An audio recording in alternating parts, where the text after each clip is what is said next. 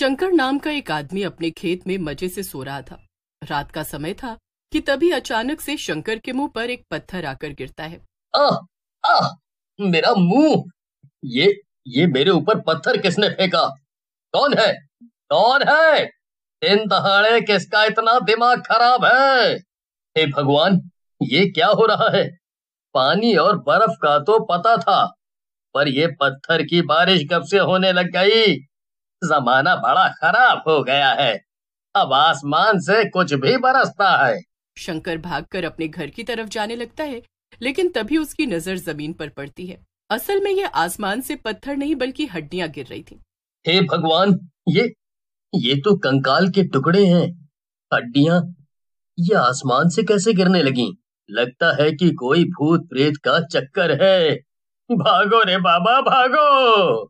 शंकर देखता है कि गांव में हड़कंप मचा हुआ था और लोग इधर उधर भाग रहे थे। अचानक से हड्डियां गिरना बंद हो जाती हैं और फिर खून की बारिश होने लगती है। बारिश इतनी तेज होती है कि पूरे गांव में खून ही खून भर जाता है और खून की बाढ़ आ जाती है।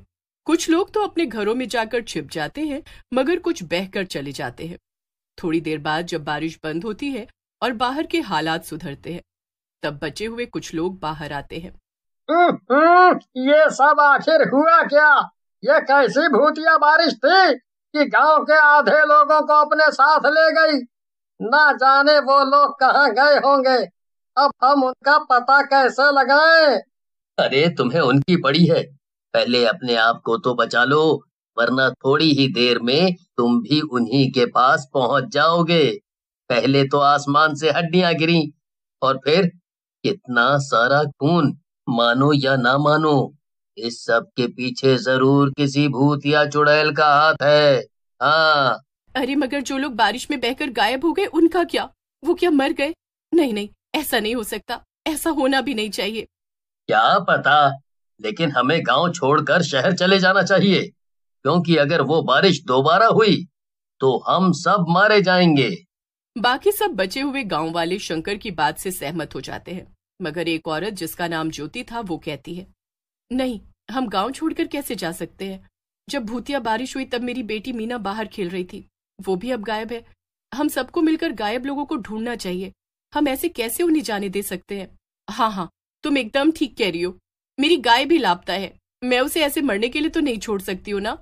अरे लेकिन वो सब गायब नहीं हुए, वो सब तो। नहीं, इसके आगे कुछ मत कहना। अगर तुम लोगों को यहाँ से जाना है तो अपना बोरिया बिस्तर बांधो और चले जाओ। मैं तो गायब हुए लोगों को और अपनी मीना को ढूंढ कर रहूंगी। अरे अरे गांव वालों, इसे छोड़ो, यह तो सचमुच पागल हो गई है। हाँ, हम सब गांव छोड़कर चलते हैं, वरना हम भी बेमौत मारे जाएंगे। इसे अगर मरना है तो शौक से मरे। हाँ। ये सुनकर सभी गांव वाले हैरान रह जाते हैं। सभी गांव वाले गांव छोड़कर जाने की बात से सहमत थे, लेकिन तभी अचानक से आसमान में बहुत तेज बिजली कड़कती है और सब लोग डर जाते हैं। ये क्या? फिर से बारिश होने वाली है क्या? अरे भागो रे, अपनी अपनी जान बचा के भागो। नहीं नहीं, हमें जल्दी अपने घरों के अंदर जाना चाहिए। यहाँ बाहर रहना या कहीं बाहर भागना खतरे से खाली नहीं है। अभी सबसे ज्यादा सुरक्षित हमारा घर ही है। पूरे गांव में भगदड़ मच जाती है और सब अपने अपने घरों के अंदर भागने लगते हैं कि तभी आसमान से एक चुड़ैल उड़ते हुए जमीन पर आती है और जोर जोर से हंसने लगती है। मैं हूँ बारिश करवाने वाली चुड़ैल, और अब मैं तुम सब बचे हुए लोगों को भी खत्म कर दूंगी। कोई भी मुझसे बच नहीं पाएगा, और जिसने भी चालाकी दिखाने की कोशिश की उसे तो मैं सबसे पहले खत्म करूंगी। सभी लोग अपने अपने घरों में छिप गए थे, मगर वो खिड़की से चुड़ैल को साफ साफ देख पा रहे थे। शंकर और ज्योति साथ में ज्योति के घर में छिपे थे। वो जब खिड़की से बाहर बारिश की चुड़ैल की बात सुनते हैं तो घबरा जाते हैं। हे भगवान, ये तो सचमुच कोई चुड़ैल है। हमें जल्द से जल्द यहाँ से भागना चाहिए। मैं कब से एक ही बात कह रहा हूँ, मगर कोई भी मेरी बात पे ध्यान क्यों नहीं दे रहा है? क्या तुम सबको मरने का? अरे तुमने सुना नहीं? उस चुड़ैल ने क्या कहा? वो किसी को नहीं छोड़ेगी। वो गांव से बाहर किसी को जाने ही नहीं देगी, और उसने हमें चालाकी दिखाने से भी मना किया है। तुम्हें उसकी धमकियों से डर नहीं लगता क्या? हे भगवान, कि चुड़ैल तो बहुत ही ज्यादा ताकतवर है। देखते ही देखते इसने एक पूरे के पूरे घर को ही आग लगा दी। हमारी बरसों की मेहनत को एक झटके में तबाह कर दिया इस चुड़ैल ने। मैं तो पहले ही कह रहा था कि हम सब यहाँ से भाग जाते हैं। तो तुम इतने मतलबी कैसे हो सकते हो? तुम्हें सिर्फ अपनी पड़ी है। अरे वो चुड़ैल किसी को कहीं नहीं जाने देगी। अब सबको साथ मिलकर उससे लड़ना होगा। बाहर पत्थर, खून और आग की बारिश हो रही है। तभी उसका ध्यान सामने रखे सामान पर जाता है। ये क्या? ये तो छतरी बनाने का सामान है। क्या तुम छतरियां बनाते हो? क्या? हाँ, क्यों, तुम्हें इससे क्या? अरे पागल आदमी, बाहर हमें उस चुड़ैल की बारिश का खतरा है और बारिश बचाता है छतरी। इसका मतलब हमारे पास उस चुड़ैल से बचने का एक रास्ता है। वाह, मैं पागल हूँ या तुम? इस छतरी से तुम आग और पत्थर की बारिश से बचोगी? पहले तो वो चुड़ैल तुम पर हंसेगी और फिर तुम पे पत्थर बरसा बरसा के तुम्हें मार डालेगी। मेरी पूरी बात तो सुनो। तुम कपड़े की छतरी मत बनाओ। मैं तुमसे एक ऐसी छतरी बनाने के लिए कह रही हूँ जिससे कि हम उस चुड़ैल से लड़ सके। होगी एक लोहे की छतरी जिस पर पत्थर और खून की बारिश का कोई असर नहीं होगा। तुमने फायर प्रूफ कपड़ों और हथियारों के बारे में तो सुना ही होगा ना, ऐसी चीजें जिनमें आग नहीं लगती है। तो बस तुम्हें वैसी ही छतरी बनानी है।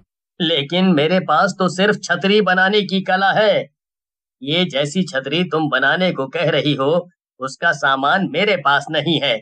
उसके लिए तो हमें कलुआ लोहार से सामान लेना पड़ेगा। तो ठीक है, जैसे ही रात हो जाएगी हम उसके घर जाएंगे और हम लोग सभी गांव वालों को भी अपने प्लान में शामिल कर लेंगे। फिर हम उस चुड़ैल को आसानी से हरा पाएंगे। रात होते ही ज्योति और शंकर काम पर लग जाते हैं। शंकर और उसके साथ गांव के कुछ और लोग भी छतरी बनाने में लग जाते हैं। अगले दिन सभी गांव वाले चुड़ैल का सामना करने के लिए पूरी तरह से तैयार थे। अगले दिन सुबह होते ही चुड़ैल फिर से वापस आ जाती है। कहाँ हो गांव वालों? देखो मैं आ गई। अब तुम लोग भी जल्दी जल्दी बाहर आ जाओ और ये गांव छोड़कर चुपचाप चले जाओ।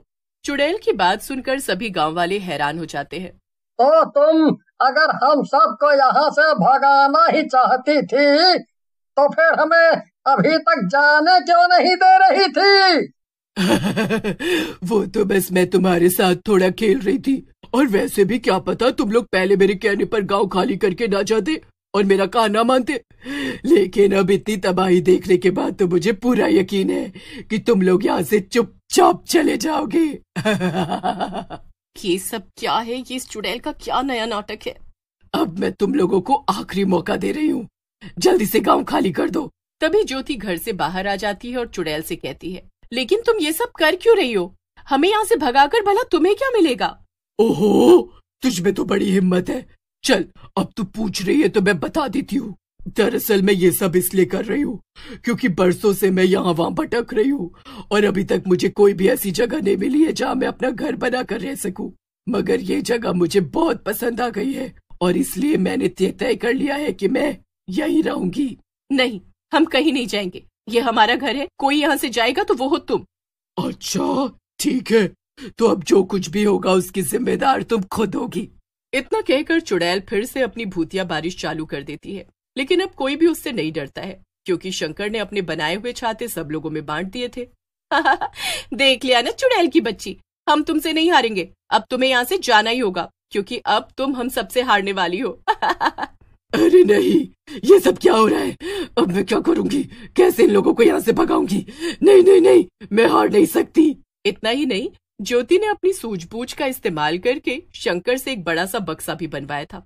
गांव वालों, यही मौका है। जल्दी से उन नंगारों को इस चुड़ैल पर फेंक दो और इसका सारा खेल खत्म करो। इसने हमें बहुत परेशान कर लिया है। अब इसकी बारी है। सही मौका पाते ही लोग चुड़ैल पर उन नंगारों को फेंक देते हैं और चुड़ैल जलन के मारे तड़प उठती है। देखते ही देखते चुड़ैल उन अंगारों से जलकर राख हो जाती है और ज्योति की समझदारी के कारण आज सभी गांव वाले बच जाते हैं। थोड़ी दूर ढूंढने के बाद उसे अपनी बेटी और बाकी के लोग भी मिल जाते हैं। चुड़ैल ने उन्हें घने जंगलों में बांध कर रखा हुआ था। इसके बाद वो सभी लोग वापस पहले की तरह खुशी खुशी रहने लगते हैं।